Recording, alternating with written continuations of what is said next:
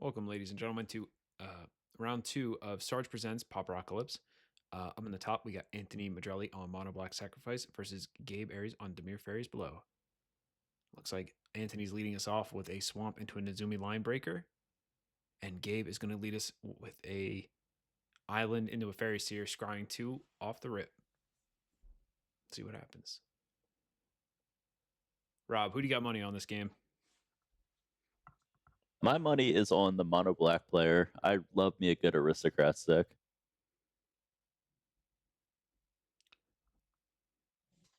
Never doubt the blue deck, Rob. Never doubt the blue deck. Yeah, I was gonna say I know you're pretty partial to the blue black fairies, but I like me my accursed marauders, my bloodthorn vampires, my carrion feeders. That just beats to me, Spencer. Speaking of Bloodthorn Vampire, Linebreaker in. that card's a 6/6 potentially right now. It could be. It would be a 5/5. Oh, is it a 1/1? Yeah, Is it's a Bloodthorn a 1/1. 1/1? Oh, okay. The mercenary that Nezumi Linebreaker creates could pump it up to a 6, but it does not have haste. That is correct. All right, looks like an Augur Bolas is going to find a cast down. Something tells me that Bloodthorn Vampire is not long for this world, but we'll see. She can do some work before she goes away.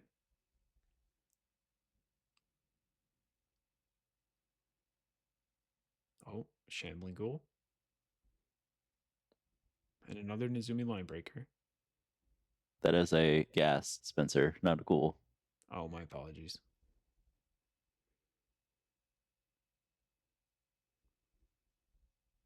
Know your D&D terminology.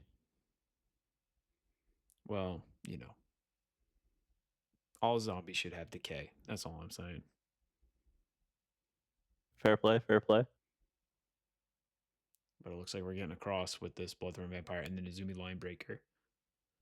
Nezumi Linebreaker just able to get in there for very low opportunity cost, given that it can just be sacked to the vampire. Which looks like that's what's going to happen here.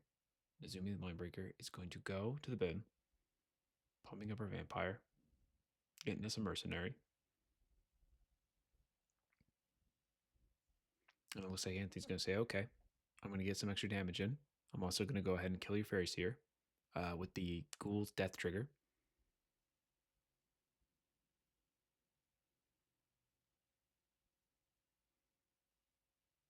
And Anthony's continuing to stack on the damage. Second mercenary token is going to be in play. How much more is Gabe going to take? Looks like he's taking 7, going to 12. Yeah, this mono black deck can push a lot of damage really fast.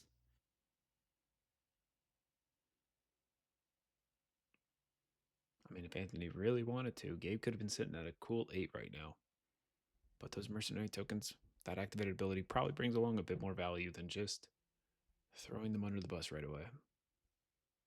Yeah, I would definitely activate them before sacking them. You want to really maximize your value.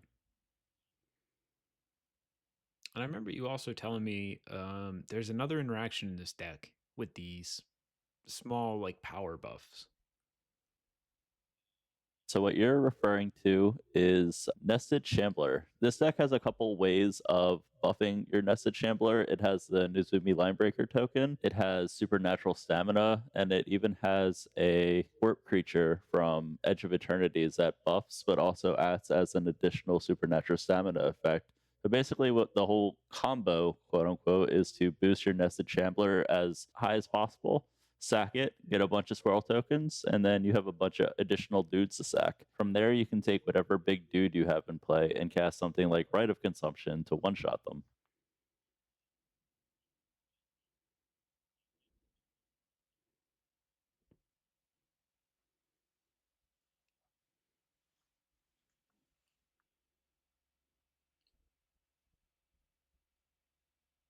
And then I guess with also the presence of the fling effect in this deck, can just go over the top of any board state with sufficiently large sacrifice outlet.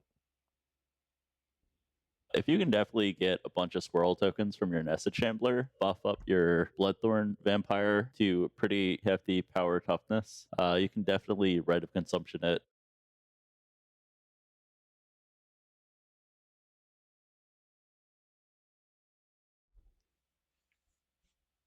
You're thinking we'll see a 2020 get flung across the board this game? I definitely do not think it would be a Merit Lage, no. But I didn't say anything about a Merit Lage. that is a combo that's near and dear to my heart.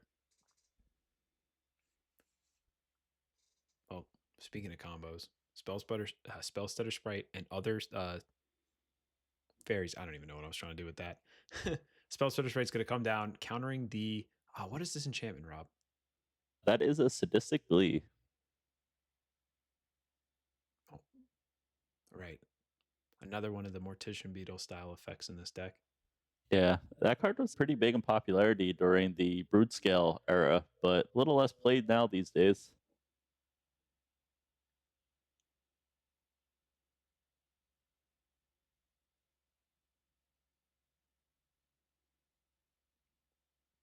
Anthony coming across here with the Mercenary tokens and the Bloodthorn Vampire.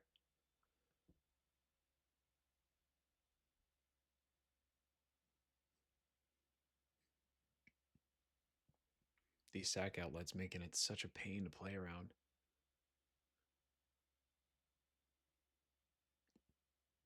It almost feels like no matter what you do, you're never really making the right choice. Yeah, it is definitely more beneficial to block the sack outlet than it is to block the fodder.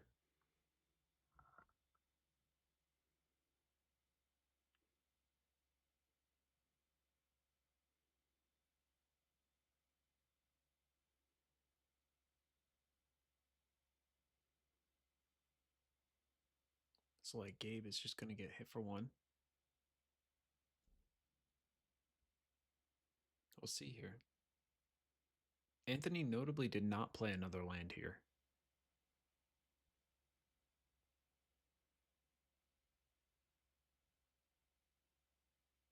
Looks like the mono black sacrifice deck can run a little lean, not requiring too many lands in order to operate at peak efficiency.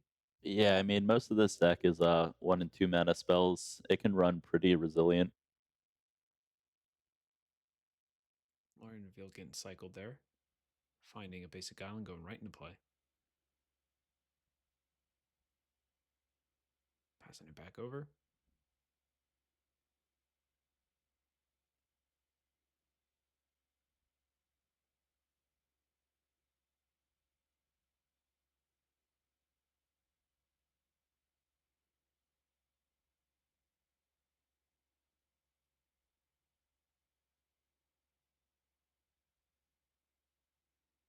Cursor Marauder coming down.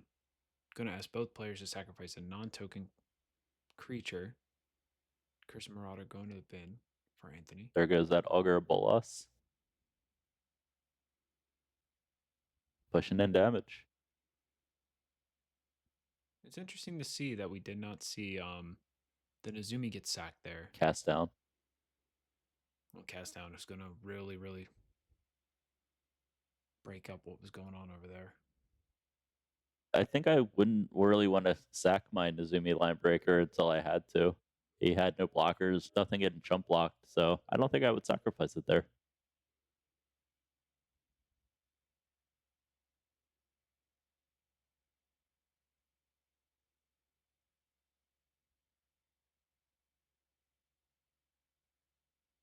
No, I was more referring to the Cursor Marauder earlier. Oh, that's fair, that's fair. Potentially, Anthony looking to push across that 1 point of damage. Knowing that this game could potentially slip from his fingers as Gabe begins to play more lands, develop more and more card advantage, and get more answers to all of Anthony's threats. I mean, this mono black deck plays incredibly lean. It only has 17 sources of mana in the deck, but this Faeries deck is going to get ahead of them both on board and mana, so we'll see what happens. Oh, And looks like an Unearth is going to attempt to put a Bloodthorn Vampire back into play, but a Spell Search Sprite is going to say no to that. Fittingly, there are two fairies in play. The 1-mana spell can be countered.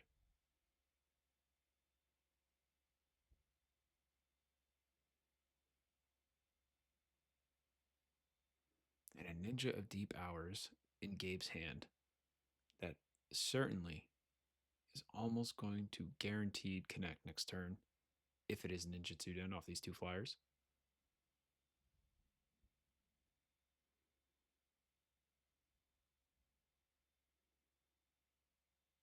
Looks like Anthony's not going to play around with the Mercenary's ability and it's just going to say, I'm coming in for 2. Block how you may choose.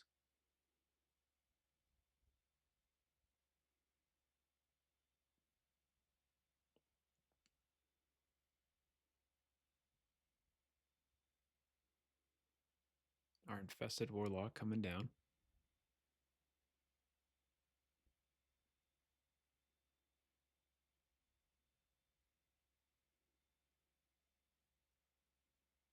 Color Shifted Doom Traveler, notably, token does have flying.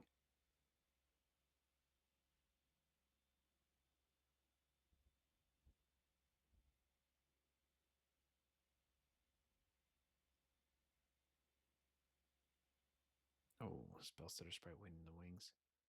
Shambling Gat. Or, oh, speak of the devil. I believe that's a Nested Shambler going to the bin off the Spellstutter Sprite's ETB effect. And Gabe is just pulling ahead here.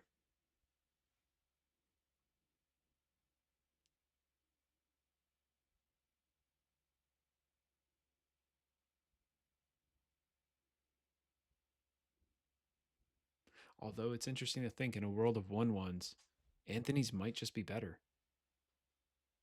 For sure, especially since Anthony's kind of wants to be sacrificed, wants to die.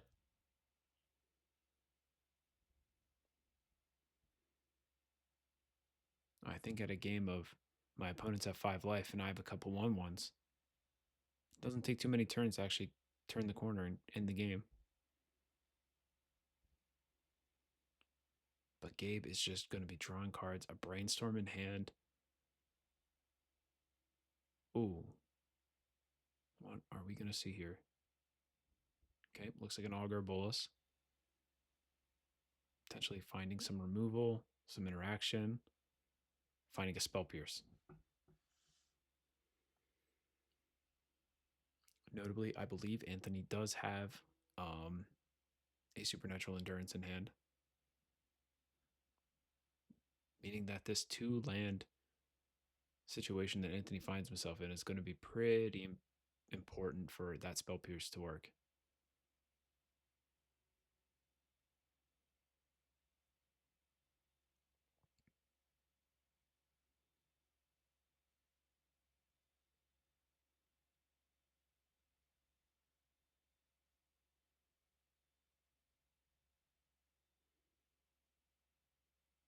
Augur of Bolas doing a really, really good job stabilizing this board right now. Yeah, in a world of 1/1s, be a 1/3.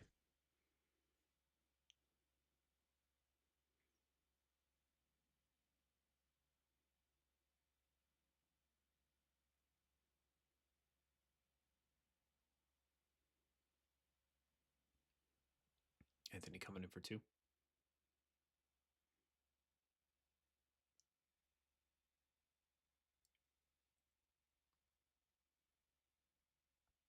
Possibly seeing that Supernatural Endurance.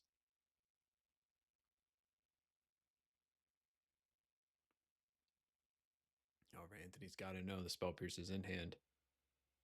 There it is.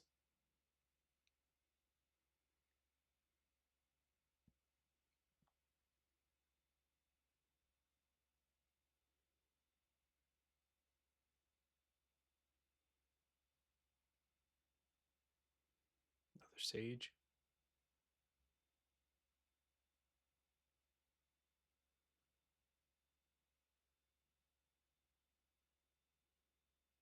I believe Gabe has another ninjutsu card in hand.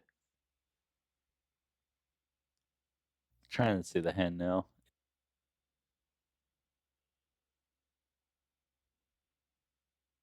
It looks like that would be an ambusher in hand. Ooh, the 3-2 with lifelinker, I believe, right? Yes, that is correct. And there it is. Oh boy. And in a world of 1-1s, the 3-2 with lifelink gets the job done, I would say. Anthony's looking to get this thing out of play immediately. Gaining 3 life is not a way to come back from this game. Certainly is not. Yeah, the mono black deck can push a lot of damage, but 3 life a turn is a lot to deal with.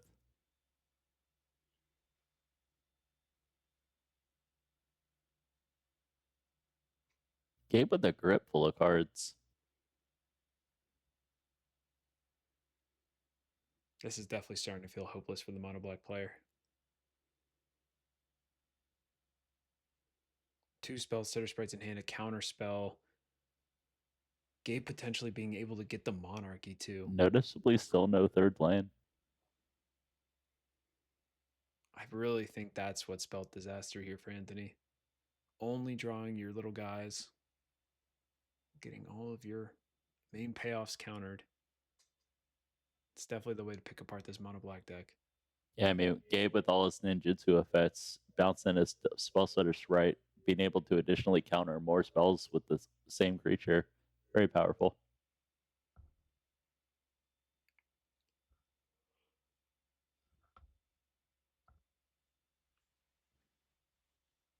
It's what we call the classic.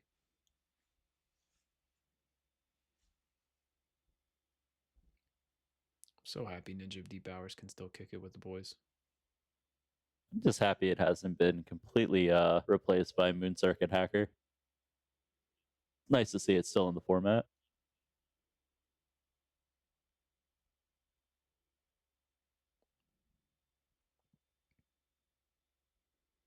Doing Psychofrog things before Psychofrog existed.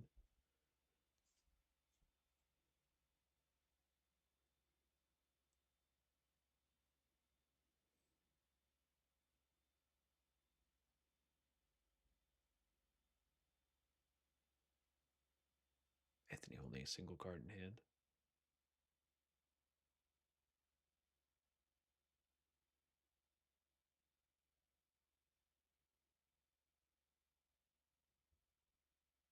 Another Augur Bolas coming down for Gabe.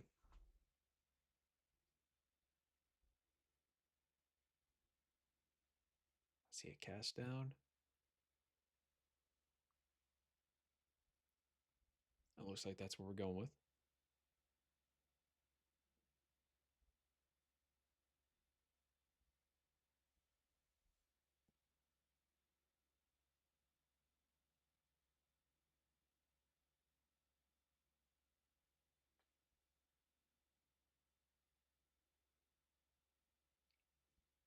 Gabe swinging with the 2 ninjas. What do we do here, Anthony?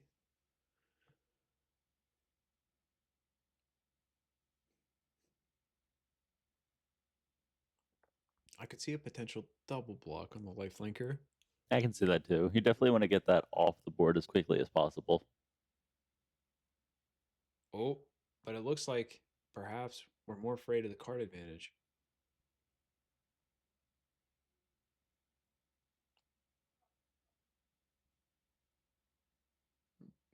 Perfectly balanced as all things should be. Both players going to 10.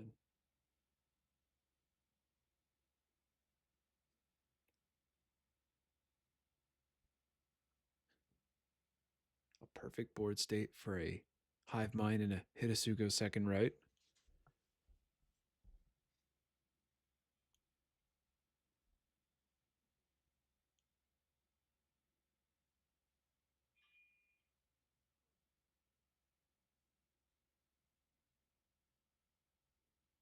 I see a Mortician Beetle. And I see the third swamp. Right on time.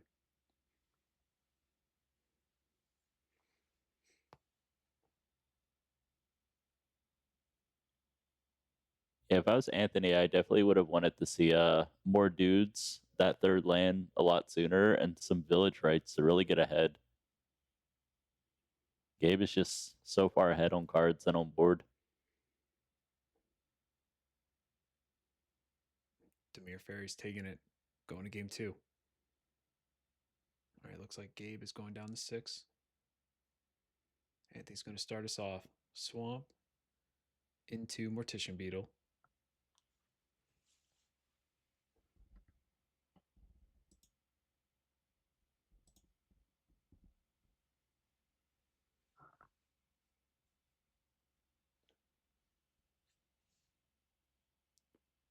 Fairy Seer from Gabe. Oh, and I see a Spellstutter Sprite. Leaving both on top.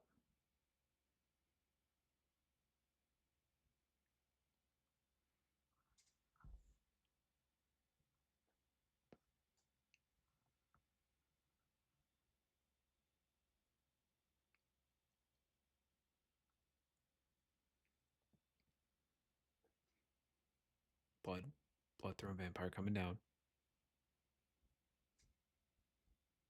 Looks like we have the engine in play. We just need the fodder.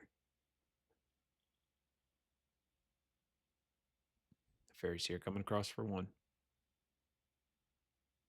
Game opting to hold up, I believe, what looks like some counter spells. And that Spellstutter Sprite. Oh, wait, no. The Spellstutter Sprite is on top of the library right now. So it looks like we're probably...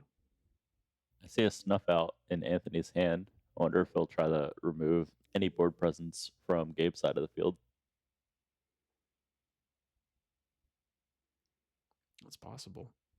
Doing something in response to a Spellstutter Sprite could be pretty effective.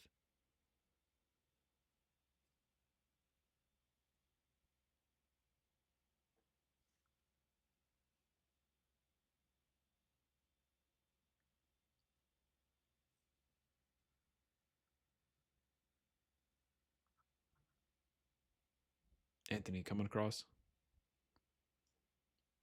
Swinging for a humble 2 damage.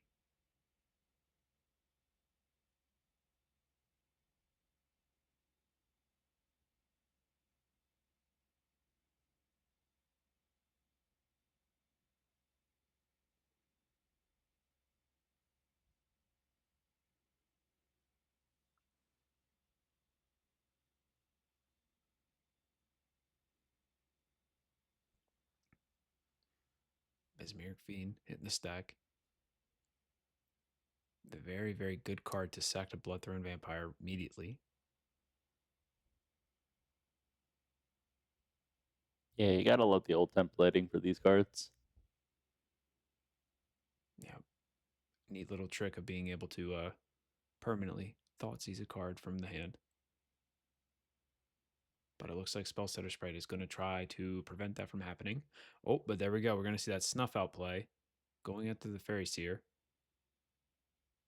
Meaning that Spellstutter Sprite is not going to see enough fairies in play in order to stop the Mesmeric Fiend from resolving. Mesmeric Fiend is going to get to take a look, and it is going to get to take something. Looks like there's just a discussion over the timing in which this is happening. Anthony just simply saying, yes, I'm doing this with the trigger on the stack. That's definitely something that you want to do before you do the peaking portion of this ability. If you're ever unsure, call a judge. It's potential that Gabe put his hand down thinking the trigger resolved.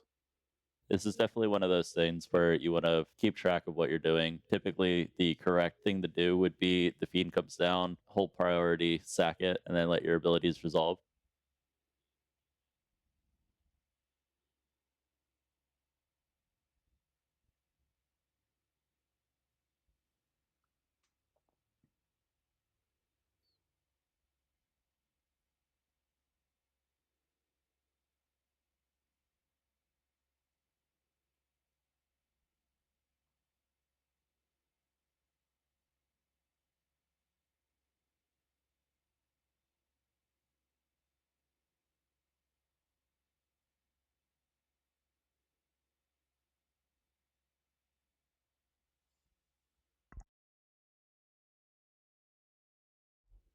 Anthony Pondering on the attack. Okay, it looks like we're getting in with everything.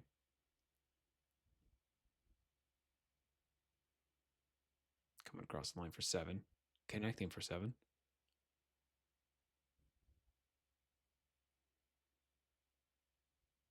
Passing it back over to Gabe.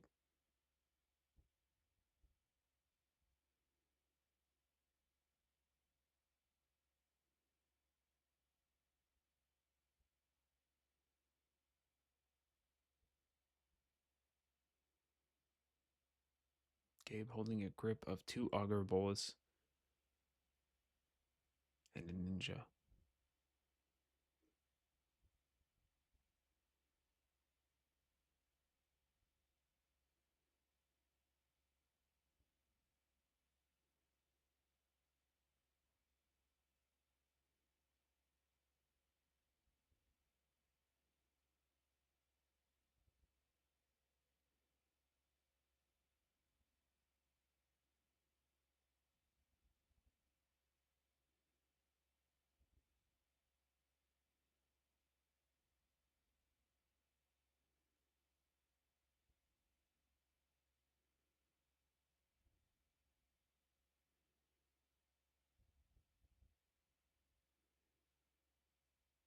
Does that counterspell magic open up? The dreaded double blue?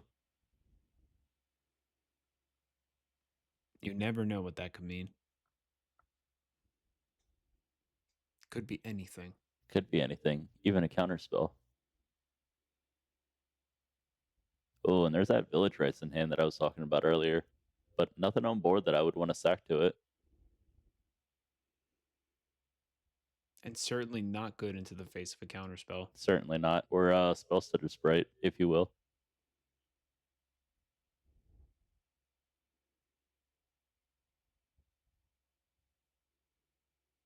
Ninja of Deep Hours is just such an interesting card.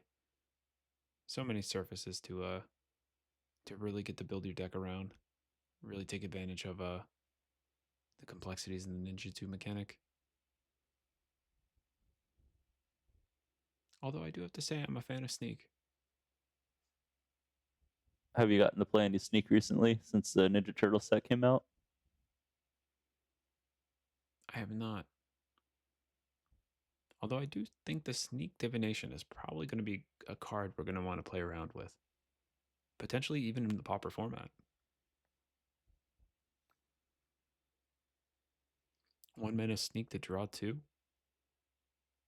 Seems pretty good. On a sorcery nonetheless.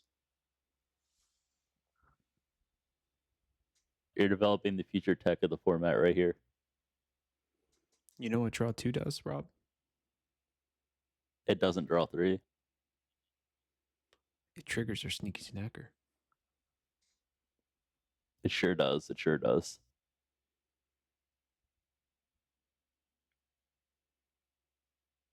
Perhaps Dimir Faeries will have some technology it will need to develop on.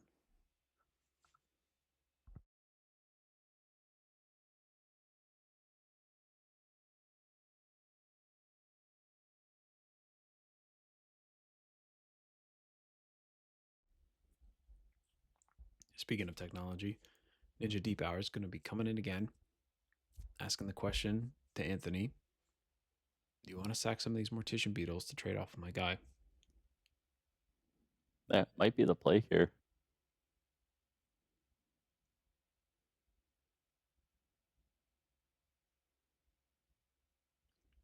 But nope, looks like Anthony's going to opt to keep his Mortician Beetles in play and allow it to connect, drawing Gabe an additional card. Augur Bull's coming down. I imagine mana left open for cast down here. Oh, but Gabe is going to whiff and find nothing.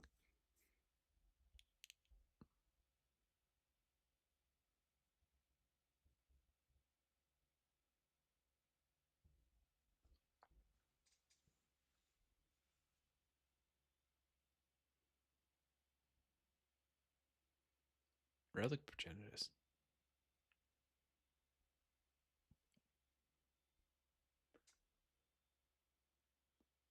I suppose Relic of Progenitus could potentially stop an Unearth. It can stop an unearth or it can stop any shenanigans from supernatural stamina. Ooh, that is correct.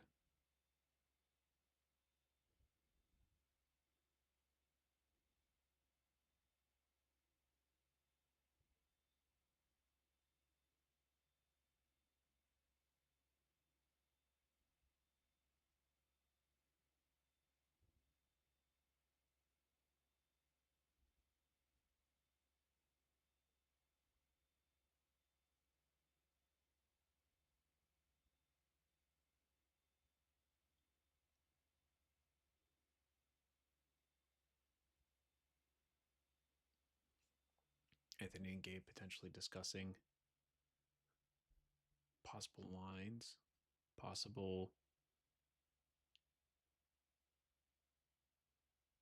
lines that Anthony might have to win this turn.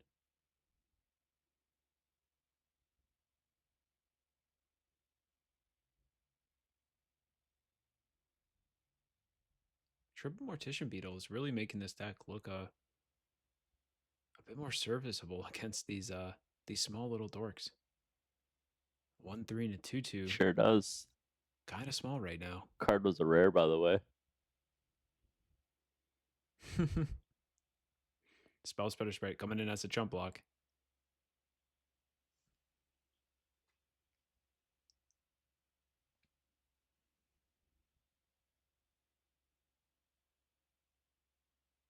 Ooh. Village Right sacking the vampire. Oh, just growing our Mortician Beetles. And we got around the Spell Stutter Sprite here. That was a really big turn for I like Anthony. it. Draw 2.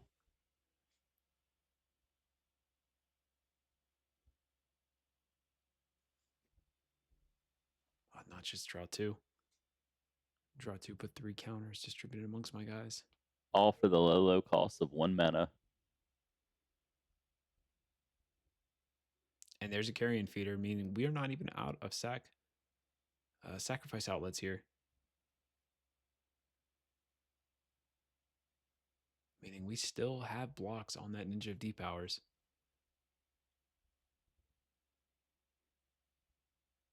This could be getting tough here for Gabe. All right, asking the question. Looks like it's going to sack itself just to be able to grow the bugs.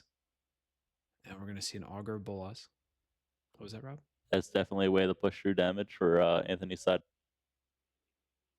Oh, Lurian revealed. Oh, and it looks like Gabe is just going to pack it up, seeing no real way to come back from that board state heading into game 3.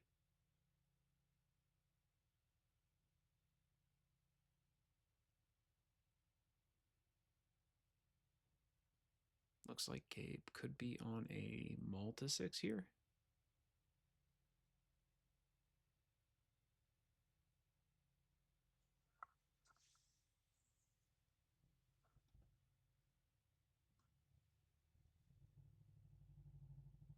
And Anthony on a Malta 5. Relic coming down for Gabe.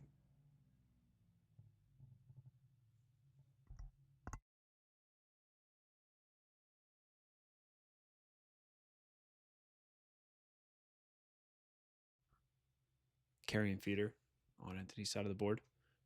Coming back over to Gabe's side. Oh, looks like we just have a Swamp and an Island up.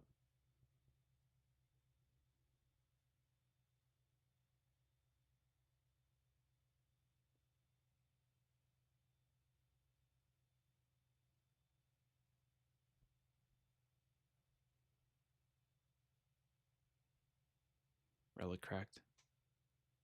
Trying to find some action.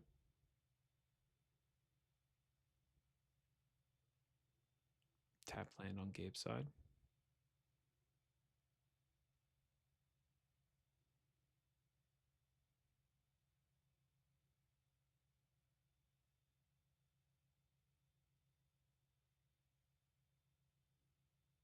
Anthony getting in for 2 here. Carrion Feeder, not really the same level of a threat out of a sack outlet. However, it does serve as more of a more permanent way of growing a threat outside of something more explosive like Bloodthorn Vampire.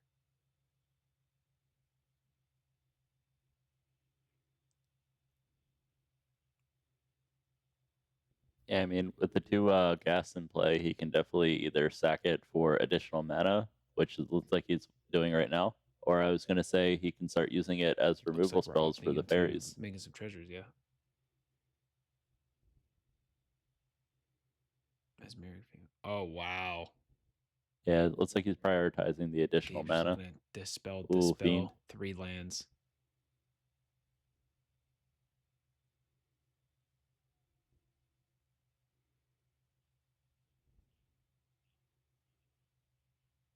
I believe this is more of a stated thing. I don't Again, think he did Anthony not is sack it. necessarily trying to not play under the rules. I think it's more of just I'm gonna put this card down and we say we did it and we'll do everything after it's all done.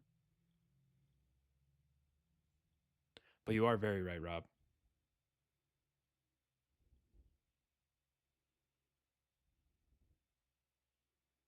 If you're ever unsure, call a judge. Something like that I would Mhm. question, Not having especially audio, with it how could the triggers potentially do work. indicate that maybe something might have happened there, but I'm more willing to give the benefit of the doubt to Anthony here and just assume that, you know, this is a very common line in the format. I'm saying I'm doing it. We'll go through the physical actions and then let it happen. Although it is kind of something you should be a little bit, mindful of. There may be a situation where you don't want to sack them as Merrick Fiend. And you certainly don't want to see the hand first and have any sort of thought that you might be trying to gain an advantage from it.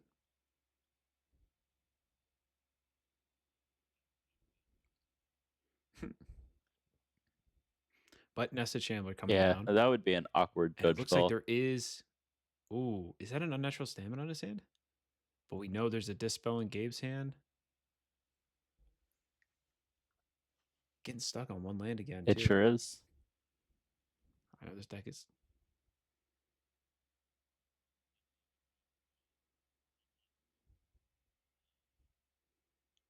This is definitely a good way to pump up the Shabler, sack it, and then get your squirrels and then get it back.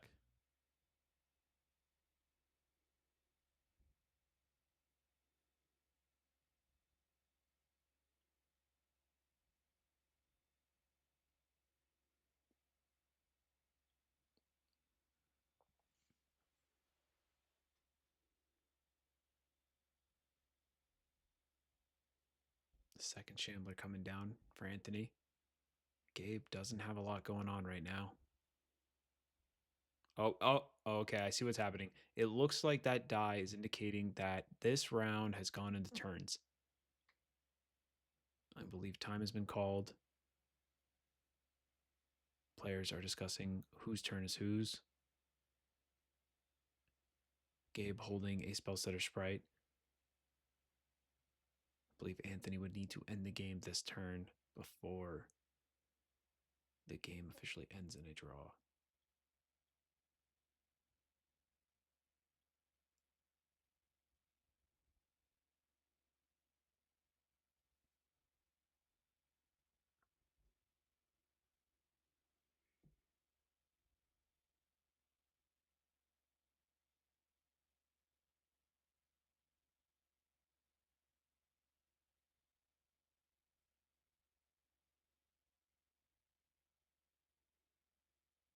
Oh, is there enough?